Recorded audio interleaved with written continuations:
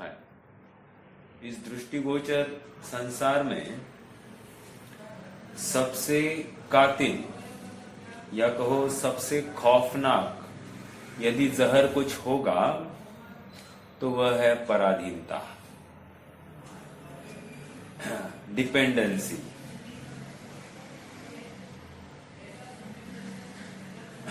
सोने का भी क्यों ना हो पिंजड़ा, वो तो बांध कर रखने का ही काम करता है। सोने का पिंजरा हो या लोहे का पिंजरा हो, कोई भी पिंजरा हो, वो तो बांध कर रखता है। और इसलिए यहां तक लिखा है, जीवितात्तु पराधीनात् जीवाणाम मरणम वरम, अर्थात पराधीनता में मरना स्वीकार है, लेकिन पराधीनता में ये जीवन जिया नहीं जा सकता। इतनी बात क्यों कर रहा हूं? इतनी बात इसीलिए हो रही है कि ये जीव पराधीन हो गया है। और आश्चर्य की बात, किसी ने बांधा नहीं है, किसी ने बांधा नहीं है। हाँ, और शरीर है, इसको पराधीनता मान नहीं रहा है। एक है पराधीन लेकिन मान नहीं रहा है। हाँ, दो जीव पराधीनता नहीं मानते। एक अज्ञानी शरीर तो मैं ही हूं ऐसा मानकर उसको वहां पर पराधीनता भाषित नहीं हो रही है, और एक ज्ञानी कह रहे शरीर ने मुझे बांधा ही नहीं है, मैं शरीर से प्रभावित हो ही नहीं रहा हूं, तो वो बंधन को स्वीकार ही नहीं कर रहा है। दो जीव ऐसे हैं। तो ये पराधीनता में हमको पराधीनता काहे की लगती है?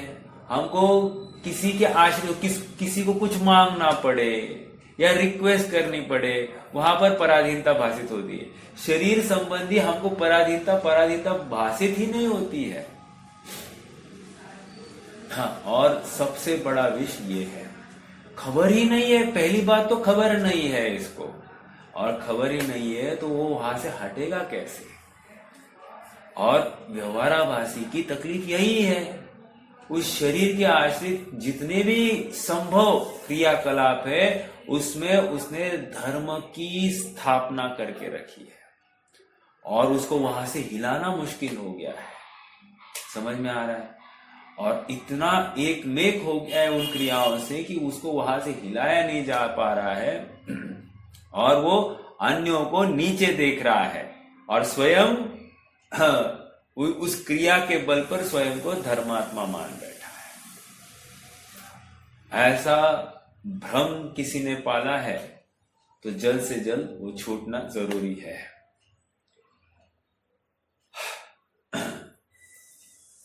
देखो, प्रकरण बहुत सरल चल रहे हैं। ज्ञान ज्ञेय विभाग अधिकार, जहां पर ज्ञेयों से भेद ज्ञान करके समझाया जा रहा है। अब यहां पर ज्ञेय के रूप में किसको खड़ा किया है? ज्ञेय के रूप में इस शरीर को खड़ा किया है, और इस शरीर के आश्रित होकर ये जो जो परिणाम कर रहा है उनको खड़ा किया गया है। और देखो ना, वो जितने भी परिणाम हो रहे हैं, इस पड़ोसी को लेकर जितने भी परिणाम हो रहे हैं, वे या तो शुभ है या तो अशुभ है। इनके आगे कुछ भी नहीं है।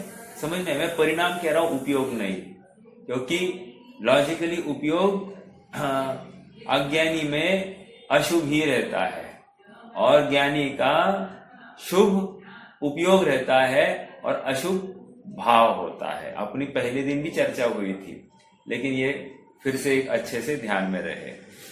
हाँ, क्या चल रही थी बात?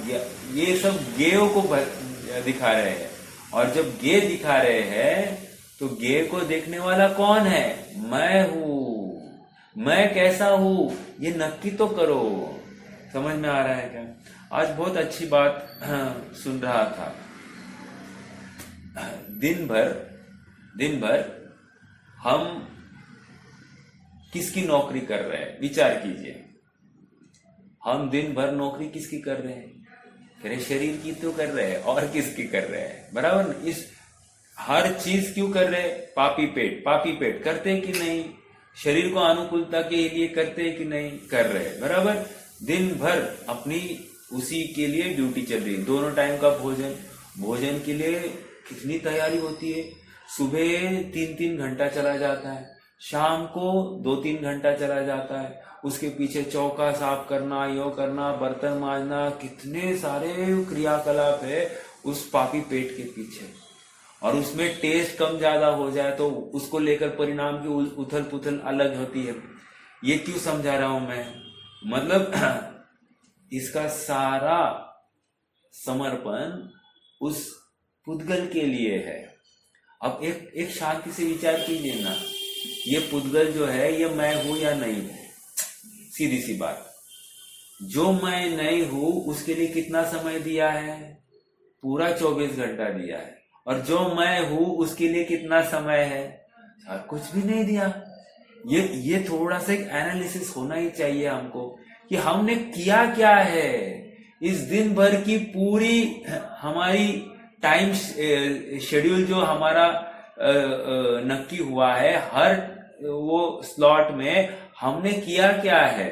मान लो चलो लौकिक कार्य में, भोजन के कार्य में हमको आत्मा याद नहीं आया, हम स्वाध्याय के लिए आकर बैठे, उस समय में भी हमने क्या किया? या मंदिर आए तो मंदिर में आकर हमने किया क्या? ये पहला प्रश्न स्वयं को पूछना। और आप पाओगे कि हमने देव दर्शन के नाम पर, स्वाध्याय के नाम पर, दान के नाम पर भी इस देह का ही कुछ मांगा है, माना है या स्वीकार किया है। जैसे दान दिया तो अभिमान का पोषण किया। होता है कि नहीं होता है? बिल्कुल होता है।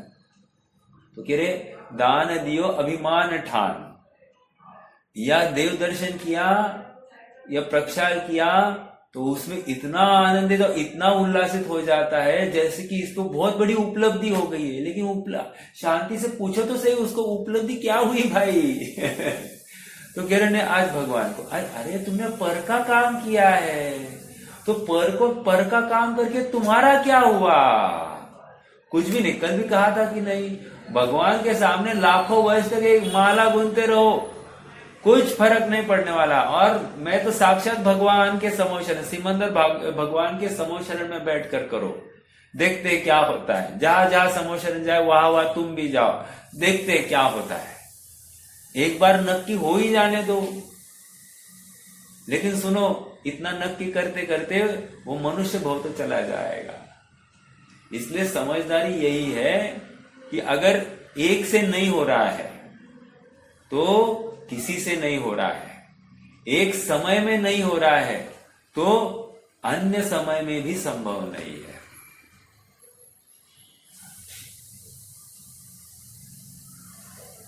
एक प्रश्न है आप सबसे, इस शरीर की कीमत कब तक है? एक, और इस शरीर की कीमत किससे है? दो प्रश्न है। इस शरीर की कीमत कब तक है? मान लो जब तक बराबर है कि नहीं? जब तक आत्मा है तब तक इसकी कीमत है। जब तक आत्मा है तब तक एक पार्ट भी देने के लिए तैयार नहीं है। अब जब आत्मा नहीं, उस समय में क्या? अवयवदान करता है कि नहीं करता है? तो कह रहे हैं कि देखो कीमत कब है इसकी? आत्मा है तब तक। तो जिसकी वजह से कीमत है उसके लिए कुछ भी नहीं किया, और जिसकी वजह से कीमत, जिसका कोई वैल्यू ही नहीं है, मतलब वो आत्मा जाने के बाद में जिसको जलाया जाने वाला है उसके पास कोई देखने वाला नहीं है, नाक बंद करके वो बैठने वाला है, उसकी क्या करेंगे? विचार कीजिए थोड़ा सा। और एक एग्जाम्पल, थोड़ा सा और आगे। मान लो दो भाई सो रहे हैं, है ना, और अचानक रात में एक भाई जग जाता है और दूसरे भाई को एक डरावनी सी आवाज आती है, इसलिए उठ जाता है और दूसरे भाई को उठाने की कोशिश करता है। जब रात में सोए हैं, दोनों भाइयों का प्रेम बहुत है तो साथ में सोए हैं, और उठता है एक भाई, आवाज सुनकर वो दूसरे को उठा रहा है, उठ नहीं रहा है। उसकी नाक को हाथ लगाया तो देखा कि इसकी सांस भी नहीं है, एकदम ठंडा पड़ गया है उसका देह। वो एकदम से डर जाता है, उसको अनुमान तो हो जाता है कि ये कुछ तो हो गया है, कुछ काल में अब नक्की भी हो गया कि ये देहावसान हो गया है। अब मेरा प्रश्न है कि वो उसी भाई के साथ में रहना पसंद करेगा क्या, सोना पसंद करेगा क्या? नहीं पसंद करेगा। पहले हटाओ बोलेगा कि नहीं? बहुत प्रेम था दोनों भाइयों में, लेकिन ऐसा होते हुए पहले हटाने की चेष्टा होती है। ये सब इतनी बातें क्यों कर रहा हूं? क्योंकि उस आत्मा की वैल्यू दिखाना चाह रहा हूं। और आश्चर्य, इतनी सब वैल्यू समझता हुआ ये जीव उस वैल्यूएबल वस्तु को, अर्थात अनमोल वस्तु के लिए कुछ भी नहीं कर रहा है। और कदाचित करने का कोई भाव भी आता हो तो जिसकी वैल्यू नहीं उसमें ही प्रयास करता है। समझ में आ रहा है क्या? जहां प्रयास करके कुछ हाथ में आने वाला नहीं, वहां पर सब प्रयास हो रहा है। तो at the end of day वो जितने भी शुभ भाव किए थे वो शुभ भाव गए ना, वेस्ट हो गए। एक बात ये हो गई। आगे आ जाइए। अब देखो दो आदमी है, एक ज्ञानी है एक अज्ञानी है। दोनों शुभ भाव कर रहे हैं, ठीक है? लेकिन दोनों के शुभ भाव में फर्क क्या है, या उस शुभ भाव का रिजल्टेंट में फर्क क्या है? तो देखो ना, जो ज्ञानी है उसका शुभ भाव का फल, उसकी भावना यह है कि मैं शुद्धात्मा को प्राप्त हो जाऊं। और अज्ञानी है वो शुभ भाव के फल में संयोग चाहता है। और यूं कहिए कि जैसे ही शुभ भाव हो गया वो इतना खुश हो जाता है, वो विषयों में भोगों में ही फिर से प्रवृत्ति करने लग जाता है। ये फर्क है, मतलब एक बहुत डिसाइसिव और डिफाइनिंग एक अंतर है ज्ञानी और अज्ञानी के शुभ भावों में। देखो, मुनिराज 7वें गुणस्थान से 6वें गुणस्थान में आए हैं, वो क्या करेंगे? प्रश्न है आप सबसे। मुनिराज 7वें गुणस्थान से नीचे आ गए 6वें गुणस्थान में, क्या करेंगे?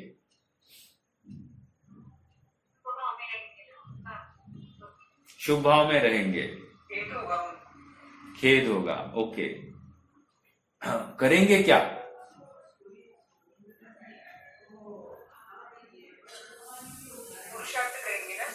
Correct, yes yes yes yes, ये ऊपर उठने का पुरुषार्थ करेंगे।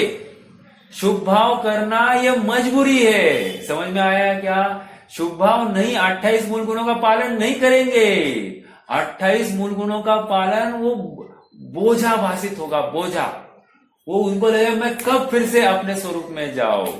अमृत पीकर आए हैं, अब अमृत पीकर आने के बाद में अब शक्कर का पानी पीना किसको अच्छा लगेगा?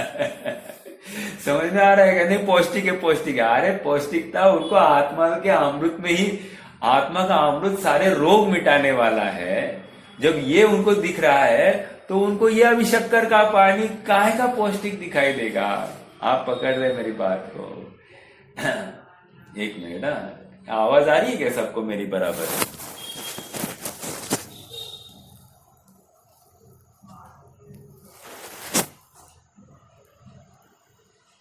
हाँ जी।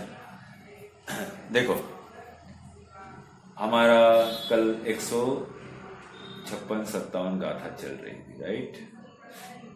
एक मिनट, मैं ओपन करता हूं। ओपन नहीं किया मैंने। 137। हाँ, हाँ, स्वामी जी के भावों को पढ़ेंगे और फास्ट अपन आगे बढ़ेंगे, है ना? पेज 269।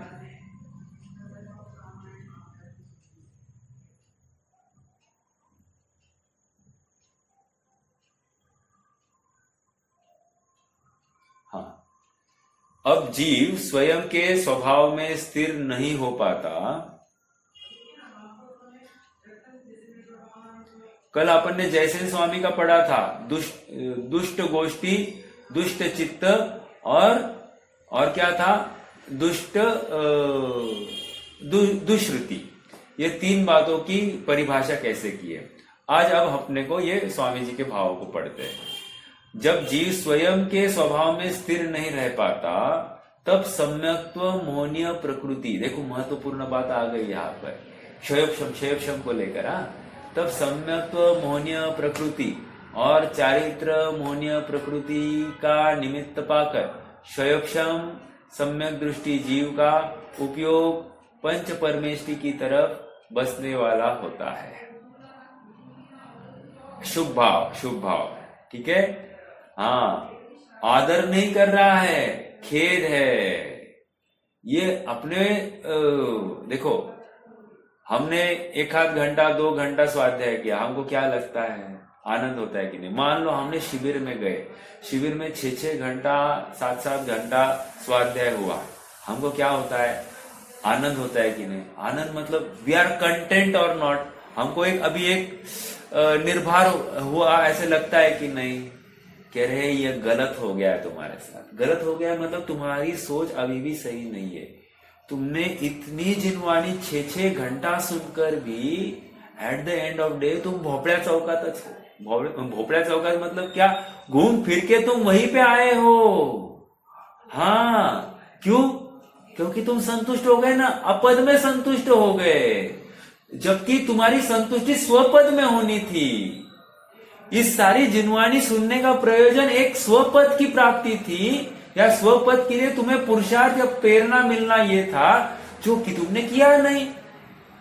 तुम क्या कहते हो स्वाध्याय करने के बाद में, 6 घंटा 7 घंटा स्वाध्याय होने के बाद में क्या कहते हैं अपन, हाँ करना तो वही है, हाँ करना तो वही है। करना तो वो है और करना क्या है, फिर से विषय कषाय भोगों में लगता है। देखो अपना स्वाध्याय हो गया, अब फटाफट क्या याद आता है, किसको फोन करना है, क्या करना है, किसका क्या है, पेंडिंग काम याद आते हैं कि नहीं आते।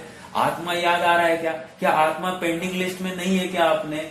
लेकिन आत्मा याद नहीं आ रहा है, ये क्या दर्शा रहा है कि ये यही दर्शा रहा है कि तुम सुखार्थी नहीं हो। मतलब हमने शास्त्रार्थी हुए, स्वाध्याय के अच्छे साधन जुटाए, स्वाध्याय के लिए प्रयासरत पुरुषार्थ भी किया, और इतना करने के बाद में भी जो मूल प्रयोजन था, आइसिंग ऑन द केक या शिखर को सजाने का समय आया तो तुम वहां से चूक गए, तो काम नहीं होगा ना, लाभ नहीं होने वाला है। अर्थात हम अपद में ही संतुष्ट रहे। और मेरे ख्याल से पद्मनंदी पंचविंशति का शास्त्रों के अभ्यास करने में रमने वाली बुद्धि को, बोलिए क्या कहा है, एक शब्द है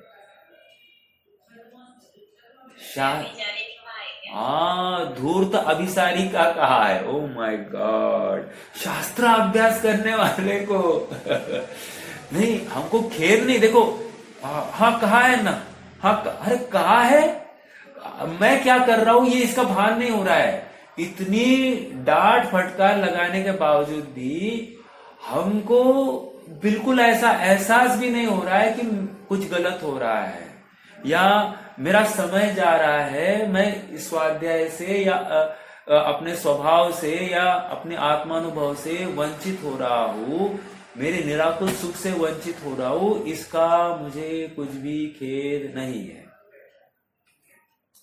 मान लो हम किसी कार्यक्रम के लिए निकले हैं, राइट, कार्यक्रम 10 बजे का है और रास्ते में ट्रैफिक जैम में अटक जाए। 9 बजे निकले थे, 1 घंटा लगने वाला था, 10 बजे का कार्यक्रम। कार्यक्रम क्या, एग्जाम बोलो ना, एग्जाम जरा अच्छे से उसका भाव भाषण होगा। अब एग्जाम के केंद्र पर पहुंचने के लिए देरी हो रही है तो हमको कितनी आकुलता है, मेरा प्रश्न है आप सबसे, आकुलता कितनी है? हम नहीं उसको कितने ताने देंगे इसकी वजह से हटो यार मुझे जाने दो। हमारा ध्यान कहाँ है? अपने एग्जाम केंद्र पर पहुंचने के लिए, बराबर है कि नहीं? अब देखो ये भी एक एग्जाम है, आत्मा की प्राप्ति एक परीक्षा है, और इस परीक्षा को देने के लिए हमको उतनी ही धगज होनी चाहिए जैसे एक परीक्षा में जाने के लिए हमारी होती है। जैसे एक परीक्षा देते समय में मैं तैयारी करता हूं और वो तैयारी इतनी सुपर होती है, इतना फोकस्ड रहता हूं मैं, मुझे बाकी कुछ भी नहीं दिखाई देता। उसी प्रकार की तैयारी एक आत्मानुभव करने की परीक्षा, आत्मानुभव की परीक्षा देने के लिए मुझे करनी चाहिए। और वो परीक्षा निरंतर की है, वो परीक्षा साल भर बाद नहीं है। दिन में 3-3 बार ऐसी परीक्षा देने के अवसर आते हैं। और जब 3-3 बार अवसर आते हैं तो उन 3 बार की तैयारी के लिए मुझे क्या करना पड़ेगा, हमको विचार करना है। देखो बहुत इजी करके मैं रख रहा हूं विषयों को, बस एक प्रेरणा की अपेक्षा ही रख रहा हूं इन बातों को। बट हाँ, हम जहां पर खड़े हैं वो अच्छा स्थान नहीं है, ये मुझे समझाना है। चाहे कितनी भी अनुकूलता होगी, ये अनुकूलता एक दिन मुझसे छीनी जाएगी। छीनने से पहले ही मैं ही उनसे अपना ममत्व क्यों ना छोड़ दूं, इतना विचार करके सत्यार्थ कार्य में जागृत होना, यही हमारा कर्तव्य है। हम कहते हैं ना हमारा कर्तव्य कर्तव्य, तो कर्तव्य यही है कि हम अध्यवसाय आदि भावों का त्याग करें। कर्तव्य यही है कि हम स्वभाव की प्राप्ति के लिए तत्पर हो जाए। हाँ देखिए क्या आ गई बात, जब जीव स्वयं के स्वभाव में स्थिर नहीं हो पाता तब सम्यक्त्व मोहनीय प्रकृति और चारित्र मोहनीय प्रकृति का निमित्त पाकर क्षयक्षम सम्यक दृष्टि जीव का उपयोग पंच परमेष्टि की तरफ बसने वाला होता है, लेकिन अत्यंत खेद पूर्वक। प्रयास क्या है, मम परम विशुद्धि। देखो और एक बात महत्वपूर्ण, मम परम विशुद्धि के कर हमको क्या शिक्षा मिल रही है। देखो देखो 6वें गुणस्थान में आए हैं, वो तैयारी काय की कर रहे हैं, 6वें गुणस्थान में बैठने की या 7वें गुणस्थान में जाने की।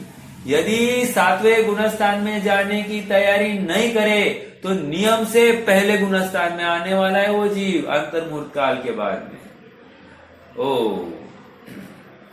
एक एग्जांपल देता हूं। मान लो अपन एक ढलान पर है, पहले भी दिया था आज फिर से दे रहा हूं। मान लो अपन एक ढलान पर है, नहीं सॉरी चढ़ान पर है, नॉट ढलान, चढ़ान पर है हम। अब मान लो हमको गाड़ी चढ़ान पर चढ़ नहीं रही है, लेकिन उसको नीचे भी नहीं आने देना है, तो हमको क्या करना पड़ेगा, बंद भी नहीं करना है, तो क्या करना पड़ेगा, इतना गाड़ी को रेस करना है, भले ही वो चढ़ नहीं रही है लेकिन नीचे नहीं आए, इसके लिए उसको रेस करना ही पड़ेगा। रेस करके उसको थोड़ा सा क्लच छोड़कर उसको बराबर ऊपर उड़ती रहे, ऐसा ध्यान रखना है। मतलब उसी जगह पर रहे, नीचे नहीं आए, इसका ख्याल रखना है। क्यों, पीछे भी कोई तो खड़ा है। समझ में आ रहा है क्या? तो ये सब बातें होने पर मुझे अब क्या करना है, ब्रेक नहीं दबाना, कुछ नहीं, तो मुझे गाड़ी को इस प्रकार रेस करे रहना है और इस प्रकार क्लच छोड़ना है कि मैं ऊपर की तरफ ही मेरी दिशा रहे, मेरा प्रयास ऊपर चढ़ने के लिए ही हो, लेकिन मैं ऊपर भी ना चढ़ूं और नीचे भी नहीं आऊं। समझ में आ रहा है क्या? उसी प्रकार हम अपनी भूमिका में भी निरंतर अपनी दृष्टि कहां पर होनी चाहिए, स्वभाव की प्राप्ति के लिए। जब स्वभाव की प्राप्ति नहीं हो रही है तो फिर क्या करना, उसकी प्राप्ति के लिए प्रयासरत रहना, निरंतर निरंतर प्रयासरत रहना और खेद बरतना। देखो और एक बात, अक्सर लोग कहते हैं मैं बहुत प्रयास करता हूं राग द्वेष टालने का, लेकिन राग द्वेष जाते ही नहीं है और फिर सम्यक तो नहीं होता है। समझ में आ रहा है क्या? कहने वाला व्यक्ति क्या कह रहा है, मैं बहुत प्रयास कर रहा हूं राग द्वेष का। क्यों? इसने क्या सुन रखा है कि सम्यक तो जो होता है उसमें राग द्वेष नहीं होते हैं, बराबर। अब देखो तकलीफ इसकी क्या है, कौन बताएगा मुझे? तकलीफ क्या है या गलती कहाँ है इसकी, विचारधारा में क्या गलती है? राग द्वेष नहीं करना, ये ऐसा विचार करना या नहीं करने का भाव करना, ये गलती है या क्या है? आत्मा की पहचान नहीं करी और पर में माता बच्ची करता। राइट, ये राग द्वेष का कर्ता बन के बैठा है, राग द्वेष का नहीं करने का कर्ता बन रहा है। जबकि इसको ये समझाना है, अरे भाई तेरा स्वभाव में राग द्वेष का तेरा स्वभाव ही नहीं है। समझ में आ रहा है क्या? जिस स्वभाव में आज तक राग का प्रवेश हुआ ही नहीं है, तो रोग का होने की बात ही नहीं है, या परद्रव्य का होने की बात ही नहीं है। समझ में आ रहा है क्या? जहां पर आज तक राग ही प्रवेश नहीं कर पाया, तो रोग आदि प्रभाव कब प्रवेश करेंगे? इतनी सी सरल बात यदि ये जीव समझ जाए ना, निहाल हो जाए। समझ में आ रहा है? अर्थात मैं इतना शांत निराकुल चेतन हूं, ऐसा शांत निराकुल चेतन का स्वीकृति करने का प्रयास तो करना चाहिए ना। जैसे ही आंख बंद कर दी ना, विकल्प आया तो इसको हटाओ, ऐसा ही भाव होता है। लेकिन मेरे निर्विकल्प स्वभाव में ये विकल्प कुछ भी कारीगर नहीं है, ऐसा निर्णय मैं क्यों नहीं करता हूं? समझ में आ रहा है? मान लो आंख बंद कर दी, सामायिक में बैठ गया और मुझे कोई भी विषय दिखाई दिया तो ये मेरे स्वभाव में नहीं है, ऐसा नक्की करना है। इतनी सी बात थी। नहीं, ये आया ही क्यों? ये आना नहीं चाहिए, इसको हटा दू भी नहीं, जो आया है उसको जानो। क्यों? क्योंकि वो ज्ञान का स्वभाव है जानना। तुम उसको नहीं जान के करोगे क्या? और सुनो, तुम नहीं जानने के कर्ता बन रहे हो या नहीं जानना चाहते हो, लेकिन ऊपर के गुणस्थानों में कहा, अरे 12वें गुणस्थान में भी व्यंजन संक्रांति कही है, मतलब अर्थ संक्रांति व्यंजन संक्रांति कही है। तो जब वहां पर ये पर पदार्थ जाने जा रहे हैं, अर्थात ज्ञान का ज्ञेय बन रहा है, शुद्धोपयोग के काल में पर पदार्थ जानने में आ रहे हैं, तो उनको भी उसका निषेध करना नहीं है। तो तुम अभी निचली भूमिका में बैठकर इसको हटाओ कहां से लाता है रे? समझ में आ रहा है क्या? जब वे नहीं हटा रहे वहां पर, तो तू क्यों हटा रहा है? और चलो छोड़ो, देवादिदेव अरहंत भगवान या तीर्थंकर भगवान, वो तो सब कुछ जान रहे, वो किसी को हटा नहीं रहे, और तुम क्यों हटाने के पीछे पड़े हो? हाँ, हटाने का विरोध नहीं है, लेकिन वहां पर मजा मानने की भी का विरोध है। समझ में आ रहा है क्या? हटाने का विरोध नहीं है, मतलब हटाने के लिए प्रयास करना ही नहीं, लेकिन वहां पर वहां पर बैठे रहना, वो भी तो कोई समझदारी की बात नहीं है। तकलीफ क्या है? एक तो जीव उन रागादि भावों को हटाना चाहता है, या तो उन रागादि भावों में लिप्त होना चाहता है, दो में से एक। अब दोनों गलत है ना, दोनों गलत है। ठीक है, चलिए देखो पढ़ते हैं आगे।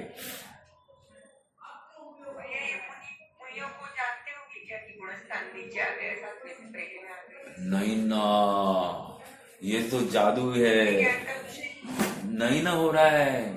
इतना सूक्ष्म है वो ज्ञान, मुनि तक नहीं जान रहे हैं कि मैं 7वें में से 6वें में, मतलब नीचे आया हूं। 6वें में आया तो समझ जाएगा, लेकिन ध्यान का काल चल रहा है और उसी समय में एकदम से मिथ्यात्व में भी आ जाए और झटक से फिर से 7वें में आ जाए। हो सकता है ऐसा?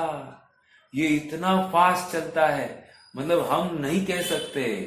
इसलिए तो एक बनारसी दास जी ने एक छंद डाला है, छिन्न माही आगमाई छिन्न माही पानी माही। वो क्षायक्षणिक सम्यक दृष्टि की अवस्था, जैसे लुहार की संडासी है, आई कि नहीं वो बात? तो वो उसी की तरफ संकेत है कि उनको भी पता नहीं है। तो ये अब आगे हम जो कहते हैं भावलिंगी संत, राइट? कुंद स्वामी भावलिंगी संत थे। अरे अगर सूक्ष्म दृष्टि से देखा जाए तो कौन ये दावा कर सकता है कि वो सैकड़ों बार मिथ्यात्व में आए होंगे मुनि दशा में भी?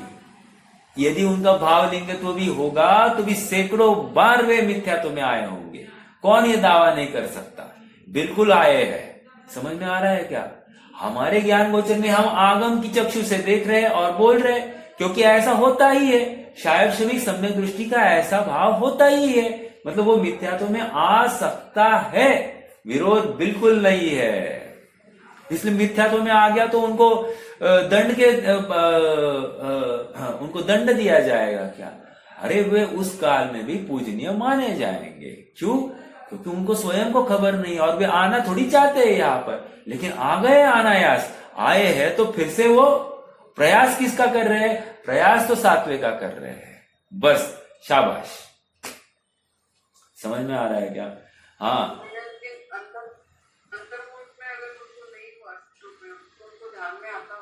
हाँ, तो आएगा ना, परिणाम खराब हुए हैं या जो एक नॉर्मल परिणाम होते हैं वो नहीं हो रहे, ये बिल्कुल पकड़ में आना चाहिए। मतलब वो अस्थिरता का उनको एहसास होता है।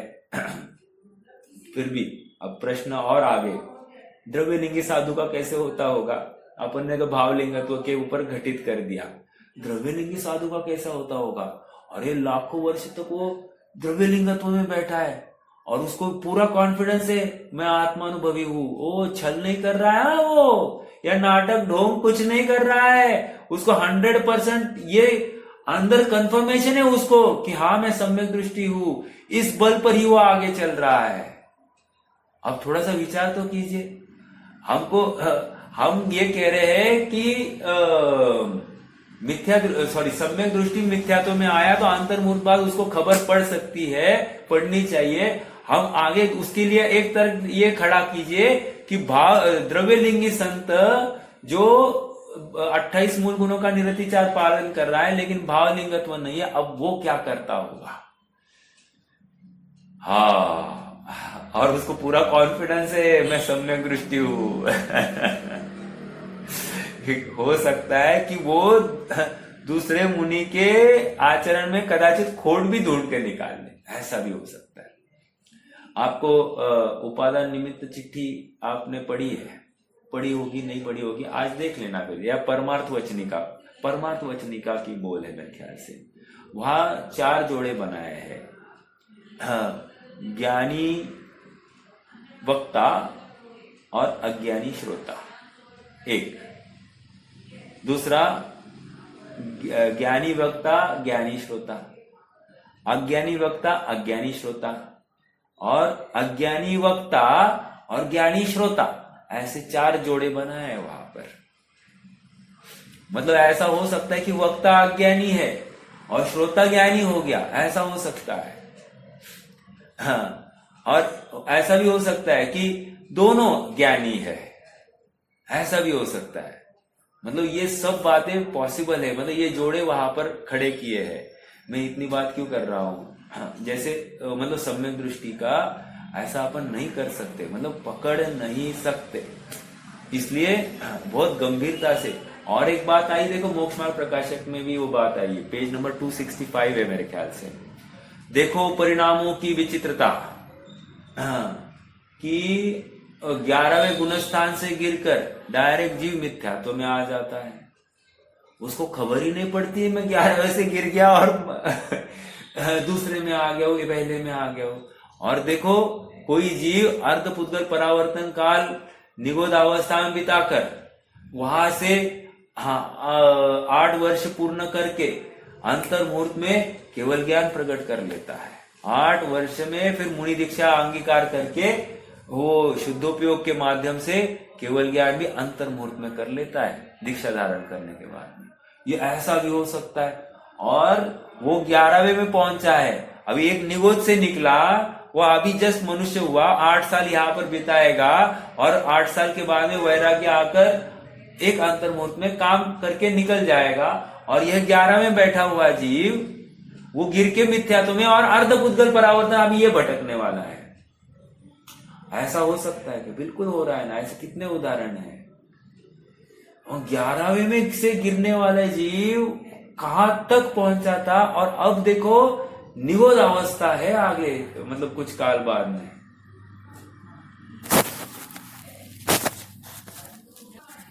बातें सुनकर निराश नहीं होना है। क्यों? क्योंकि मैं स्वयं हूं ना।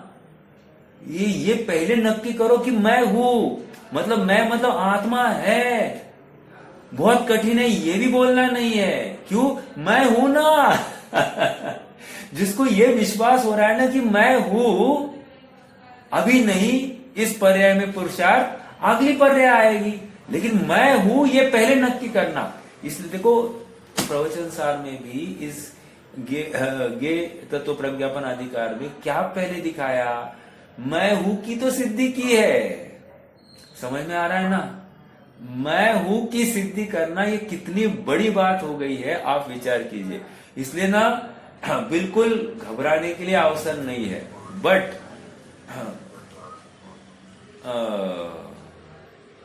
आकाश भाई आपका माइक चालू है, क्या कह रहे थे? मतलब मैं हूं ये पहले नक्की करना बहुत जरूरी है, क्योंकि इसके बल पर ही मैं आगे बढ़ने वाला हूं। और ये निरंतर मुझे एक मार्ग दिखाता रहेगा, या एक वो हौसला बना रहेगा कि मैं आज नहीं फिर कभी, आज नहीं फिर कभी, लेकिन मैं हूं इस विश्वास के बल पर वो प्रयासरत रहेगा, निरंतर प्रयासरत इसी बल पर होगा। ओके, हाँ जी, देखो आगे बढ़ते हैं अपन।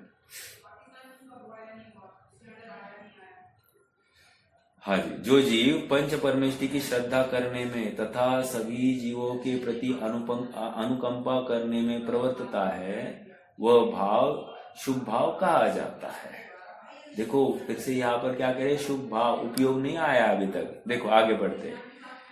इस प्रकार ज्ञानी जीव को होने वाला शुभ उपयोग पुण्य बंध का कारण है। अब ज्ञानी क्या मान रहा है? ये पुण्य बंद करना चाहता है कि नहीं करना चाहता है?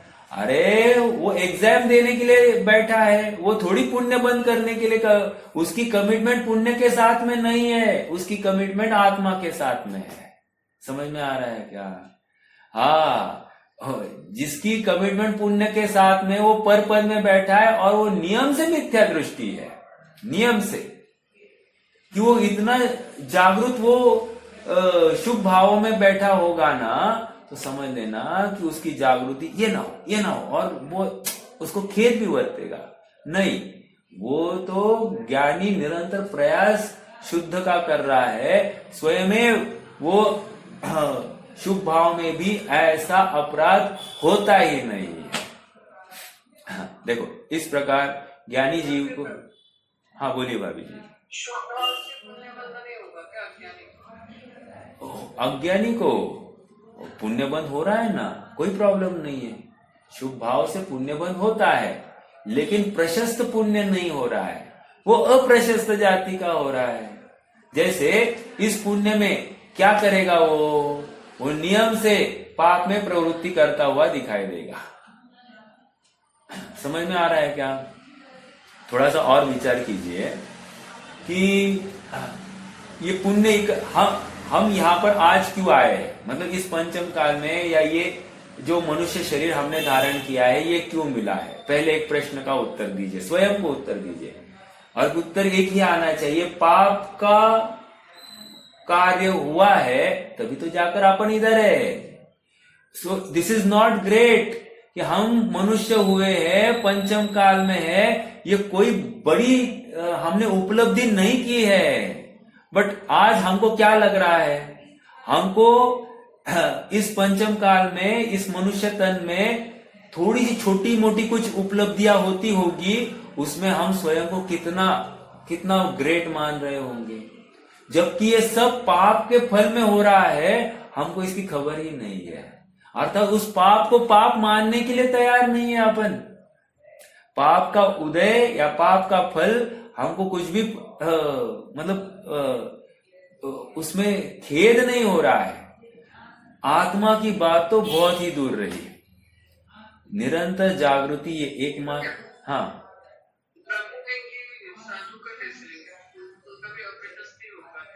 हाँ बिल्कुल, उनको मिल रहा है ना, कहा जा रहे हैं वो 31 90 ग्रह में जा रहे, 31 सागर की आयु, लेकिन उसका फल कहाँ है?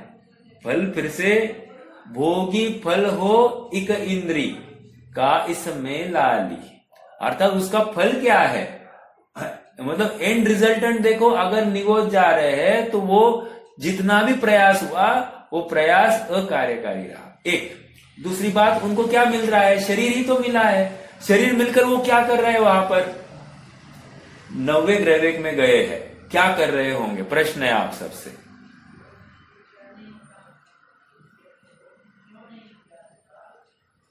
अरे अनुकूलता में बैठे हैं, कैसे टाइम पास हो रहा है उनको ही पता होगा, या कुछ अवधि ज्ञान लगाते होंगे,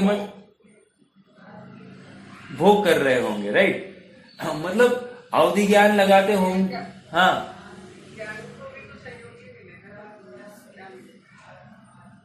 मतलब मैं नहीं समझा। ज्ञानी को भी जैसे अज्ञानी को अनुकूलता मिल रही तो ज्ञानी को भी पुण्य से वही मिलेगा।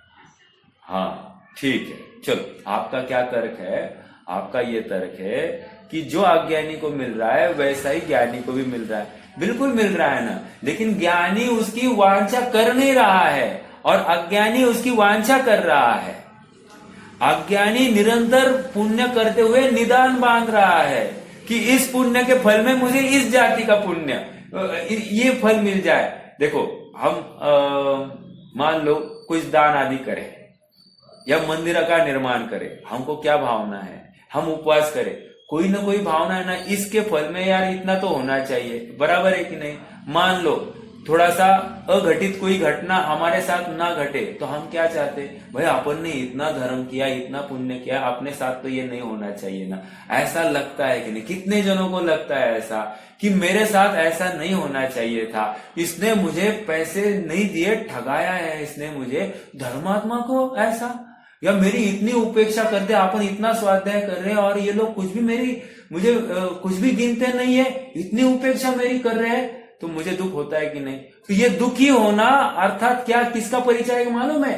मुझे अपेक्षा है पर से कि पर ने मुझे पूछना चाहिए, और पर ने मुझे पूछना चाहिए मतलब क्या? अभिप्राय में ये बात छिपी है, वो वासना है कि मैं पर से सुख मानता हूं। अब रही बात, इन ज्ञानी को भी मिल रहा है, अज्ञानी को मिल रहा है, लेकिन अज्ञानी उनकी प्राप्ति में पाप ही कर बैठता है, लेकिन ज्ञानी इनके संयोगों की प्राप्ति में जागृत रहता है, वो निरंतर। हाँ, उसको खेद भाव है। नहीं, अभी अपन मिला, अभी जैसे चक्रवर्ती पद मिला, भोग रहा है कि नहीं भोग रहा है? और अच्छे से एकदम तन्मय होकर भोगते हुए दिखाई दे रहा है कि नहीं? हमको दूर से देखने पर हमको क्या दिखाई दे रहा है कि ये क्या कर रहा है? राज्य संचालन कर रहा है, विश्व विजय पर निकला है, डेली कितनी शादियां कर रहा है उसको ही, उसकी गिनती उसको मालूम होगी।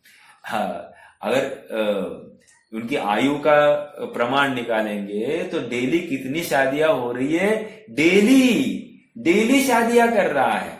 और सुनो, इन सब शादी के आडंबर में वो शुद्धोपयोग 6 महीने में एक बार कर रहा होगा, और हम एक शादी कदाचित हो जाती तो हो जाती है, लेकिन एक शादी निभाते निभाते अपनी पूरी जिंदगी खत्म हो जाती है, लेकिन एक शुद्धोपयोग नहीं होता है। आप पकड़िए तो ज्ञानी और अज्ञानी के पुण्य के उदय को। अभी अंबानी है, इतना भोगों का अंबार लगा है कि नहीं? प्रश्न ये है कि वो कितना आत्मा के लिए कर रहा है? कुछ भी नहीं कर रहा है।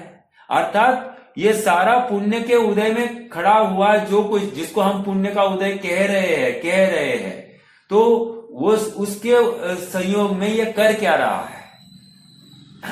एंटीलिया बांध रहा है, चौकीदार रखे है, 600 तो नौकर रखे हैं, ये सब बातें है ना उसके घर पे, 600-700 नौकर, उनके ऊपर लाखों की तनख्वाह, तो उनके ऊपर उसका मेंटेनेंस आदि सब देखो तो सही आप क्या है। आप कहोगे ये तो चक्रवर्ती का भी ऐसा ही मिला है तो उसको भोगेंगे ना, लेकिन ये जाने में इसको दुख है, और चक्रवर्ती को ये सारा का सारा जाने में कुछ भी दुख नहीं है। देखो ना, चक्रवर्ती ये चल गया, ये गया नग्न होकर, और अभी अंबानी दिखाओ नग्न होकर दिखे चले आगे, तो नहीं ना छोड़ रहा है वो। अर्थात वो कर्ता बन के बैठा है, और ये अकर्ता बन के कितना फटाफट आगे बढ़ गया है। ये फर्क है ज्ञानी और अज्ञानी में, दोनों को मिल रहा है, माना ये बात को, लेकिन वो सार्थक कौन कर रहा है? ये संयोगों की प्राप्ति को सार्थक कौन कर रहा है? वो ज्ञानी कर रहा है, अज्ञानी नहीं कर रहा है।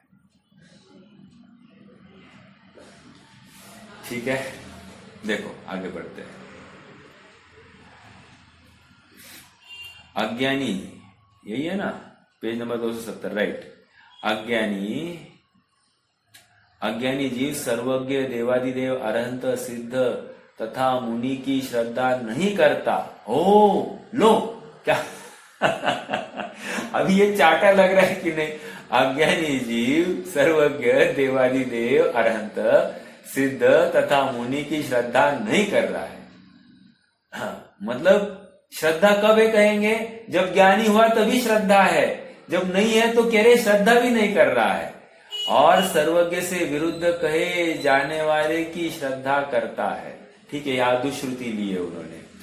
जो जीव पुण्य में से धर्म मानता है, एक निमित्त से लाभ मानता है, दो वह जैन नहीं। क्या कहा? जो पुण्य से धर्म मानता है, निमित्त से लाभ मानता है। और निमित्त मतलब कोई भी निमित्त लो, मुझे सम्यक तो क्यों नहीं हो रहा है? सब वो काल लब्धि, तो काल लब्धि रूपी सहयोग की राह देख रहा है ना, इसलिए तो ये काल की राह देख रहा है। मान लो मुझे निमित्त क्यों नहीं, निमित्त नहीं मिला ना, यथार्थ समझाने वाला, इसलिए सम्यक तो नहीं हो रहा है। नहीं, मेरे द्रव्य कर्म का उदय है, निमित्त, वो निमित्त में ही क्या मान रहा है? निमित्त से लाभ होता है, द्रव्य कर्म का उपशम हो जाए तो मुझे सम्यक तो हो जाए, ऐसा मान रहा है। अब ये इसको कौन समझाए कि तू प्रयास करेगा तो स्वयं द्रव्य कर्म का उपशम पाया जाएगा। वह जैन नहीं, उसको पंच परमेष्टि की श्रद्धा नहीं, वह तो भगवान का विरोध करता है। ये समझ में आ रहा है क्या?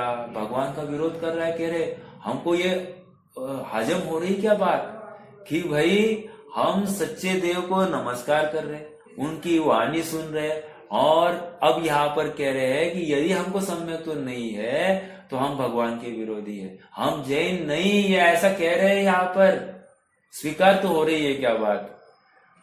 देखो कितनी मतलब कठोर बातें हैं। अज्ञानी जीव विषय कषाय कुश्रवण कुविचार कुसंग और उग्रता का आचरण करता हुआ प्रवर्तता है, वह अशुभ उपयोग है।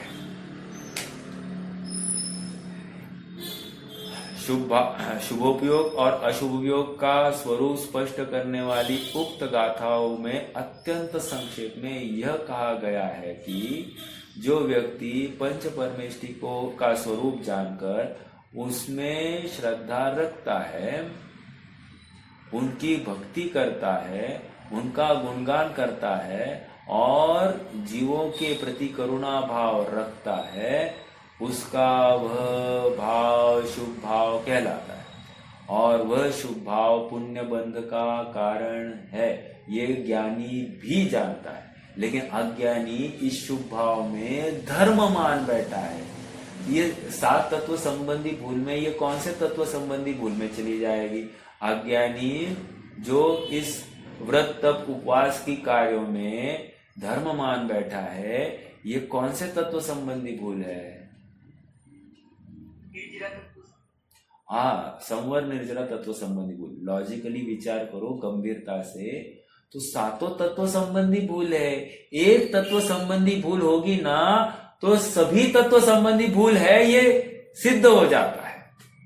बट अपन ने अपने लिए एक स्पेसिफाई करने के लिए ये धर्म का अनुष्ठान, इससे धर्म होता है अर्थात कर्म फिरने वाले, ऐसा माना है तो निर्जरा तत्व संबंधी, इससे धर्म हो रहा है तो संवर तत्व संबंधी भूल भी है।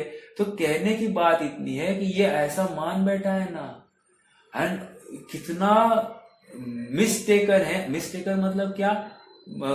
भटक गया है वो अपने मार्ग से और उसी दिशा में आगे बढ़ रहा है और उसमें उसको कंफर्ट आ रहा है। 1-1, 2-2, 3-3 महीने उपवास करता है और कंफर्टेबली कर रहा है, आनंद मानता है, खेद नहीं वर्तता है। जबकि यहां पर समझा रहे तुझे आत्मा का भान नहीं है और तू दिन भर ये करते बैठ रहा है, पॉसिबल ही नहीं है। अर्थात निज भान बिना सुख नहीं है, ये इसको स्वीकार ही नहीं हो रहा है।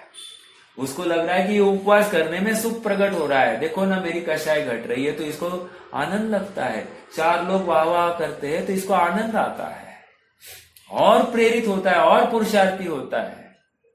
मान लो उसका वर घोड़ा निकल जाए। भाई प्रेरक उसने तप किया है तो वर घोड़ा निकाला जाता है गांव में, तो और देखने वालों को भी लगता है हम भी ऐसा पुरुषार्थ करें। मतलब पुरुषार्थ किसको कह रहे हुए? भूखे रहने को। समझ में आ रहा है? विचार करना। जिसका उपयोग विषय कषाय में मग्न रहता है, जो उग्र स्वभावी है, उन्मार्ग में लगा है, कुश्रुत कुविचार और कुसंगति में पड़ा है, वह अशुभ उपयोगी है और वह पाप बंद करता है।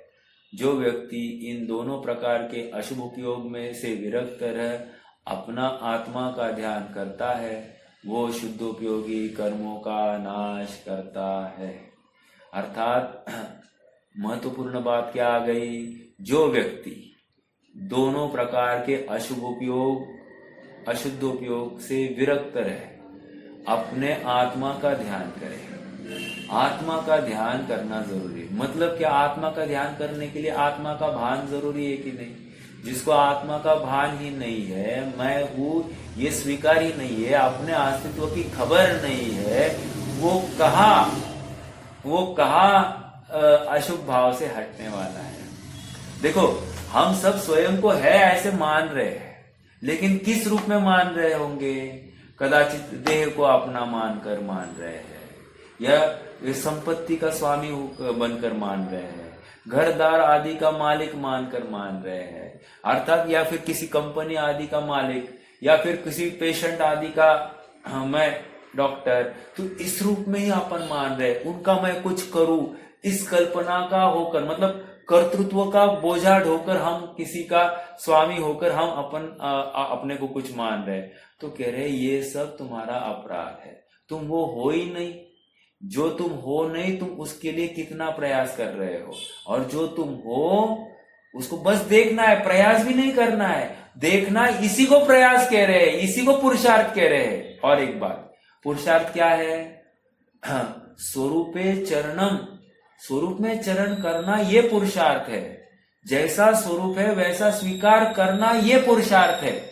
और स्वरूप का भान होने पर पदार्थों में इष्ट अनिष्ट कल्पना ही छूट जाए, इसको पुरुषार्थ कह रहे हैं। समझ में आ रहा है क्या? पर पदार्थ को जानना ये पुरुषार्थ, मतलब नहीं जानना ये पुरुषार्थ नहीं है। मतलब मैं इसको नहीं जानूं ये पुरुषार्थ नहीं है।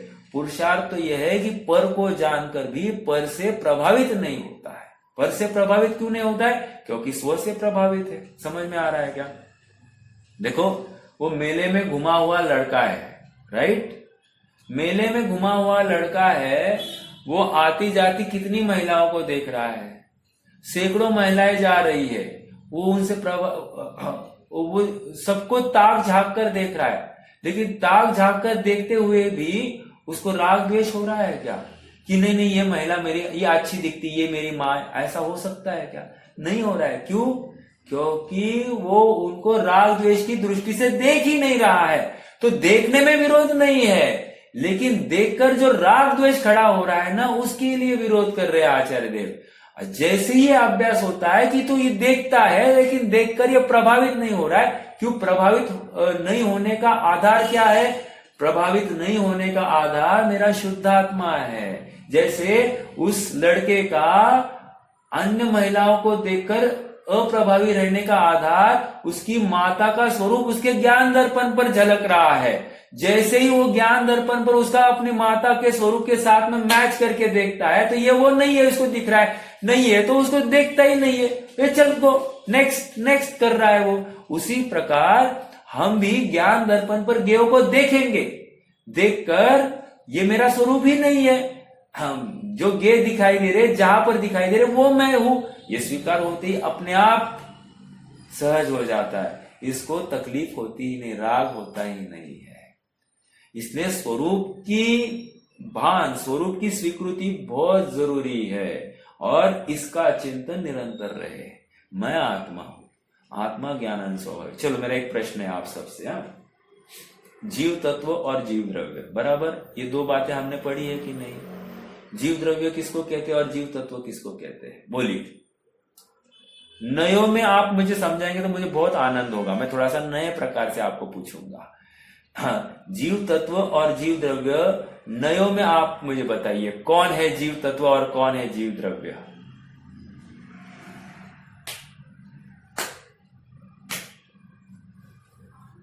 अध्यात्म के 8 नयों में आपको मुझे जीव तत्व बताना है और जीव द्रव्य बताना है।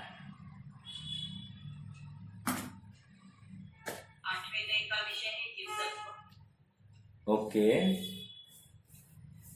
और जीव द्रव्य?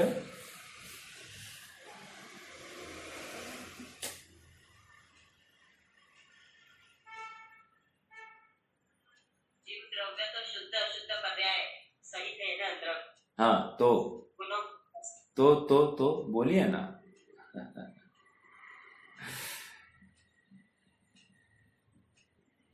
सही है, बोलिए।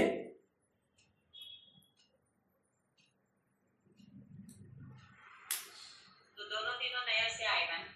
हाँ, अरे बचे हुए 7 नए ये जीव द्रव्य है, 7 में लगा दो आप, कोई प्रॉब्लम नहीं है, सभी जीव द्रव्य है। ये एकमात्र 8वां नए जीव तत्व है।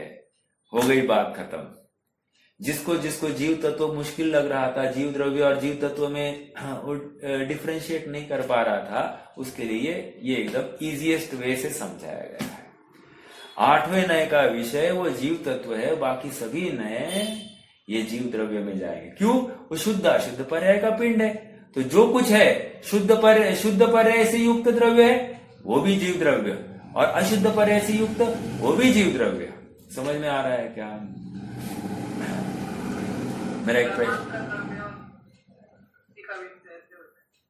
हाँ, बिल्कुल बिल्कुल, दृष्टि का विषय ये जीव तत्व और प्रमाण का द्रव्य वो जीव द्रव्य। ठीक है, मेरा एक प्रश्न है आप सबसे, जीव तत्व जीव द्रव्य से अलग है या कैसा है? मतलब उसको कैसे ध्याएंगे अपन?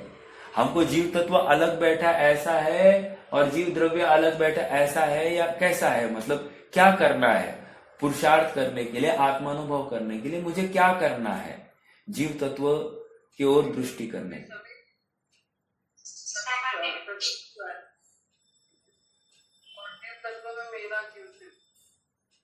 हाँ, बराबर है, लेकिन मुझे दिखाई क्या दे रहा है? जीव तत्व दिखाई दे रहा है या जीव द्रव्य दिखाई दे रहा है?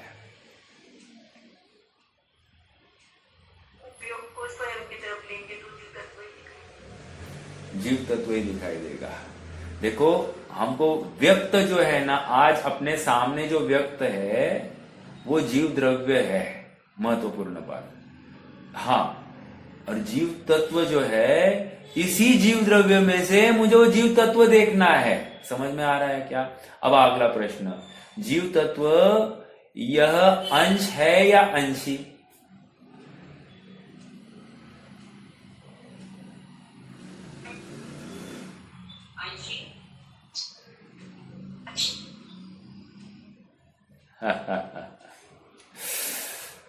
अरे जीव तत्व ये अंश है, अंश, नॉट अंशी। अरे अखंड द्रव्य में से मैं ये देख रहा हूं ना, वो थोड़ी शुद्ध। देखो, प्रमाण के द्रव्य में, जैसे सोनाली भाभी ने क्या कहा, प्रमाण का द्रव्य जो है वो क्या है? वो जीव द्रव्य है, और दृष्टि का विषय जो है वो है जीव तत्व। जब हम ये कह रहे हैं, आपके सामने आंसर था, जब हम कह रहे हैं कि जो दृष्टि का विषय है, तो दृष्टि का विषय वो अंश है, वो अंशी नहीं है। अब अगला प्रश्न, अंश का आश्रय हमको कैसे कार्यकारी होगा? क्योंकि अंशी के आश्रय से काम होता है, अंश से काम। देखो, आप सबका आंसर क्यों आया मालूम है? ये क्योंकि आपको ये पक्का मालूम है कि अंशी के आश्रय से काम होता है, अंश के आश्रय से काम नहीं होता। अब अगला प्रश्न, यदि ये अंश है तो फिर अंशी का निर्णय कैसे हो रहा है? ये प्रश्न है। तो इतनी सी बात है, ये अंश जो होते हुए भी त्रिकाल वैसे का वैसा रहा है। आपका आवाज नहीं आ रहा है भाभी जी। आपने जीव द्रव्य पूछा या जीव तत्व पूछा? लो अरे जीव तत्व अंश है या जीव द्रव्य अंश है, ये पूछा मैंने। दोनों की तो बात चल रही है ना। दोनों जीव द्रव्य पूछा था, नहीं दोनों। आपने जीव द्रव्य पूछा था मेरे से। अरे चर्चा अपनी जीव द्रव्य और जीव तत्व दोनों की चल रही है ना, तो मैं एक कैसे पूछूंगा।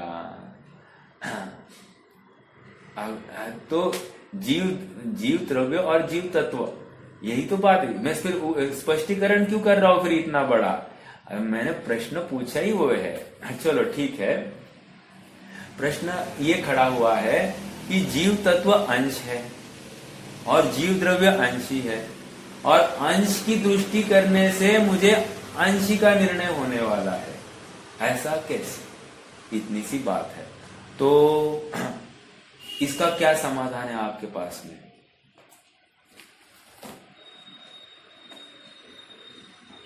त्रिका में भैया लफ्जी में तो है ही। राइट, ठीक है। लब्धि में शुद्ध अशुद्ध पर्याय का पिंड वो द्रव्य बैठा है। अगर वो शुद्ध अशुद्ध पर्याय का पिंड वो द्रव्य वो बैठा नहीं है, तो फिर इस अंश को ध्यान से कोई लाभ नहीं होगा। अगला प्रश्न, अंश को अगर मात्र ऐसे अंश को ध्याएंगे तो क्या तकलीफ खड़ी होगी। मात्र अंश को इसी प्रकार, मतलब दृष्टि का विषय वाला जो अंश है उसी को ध्याएंगे तो क्या प्रॉब्लम होगी।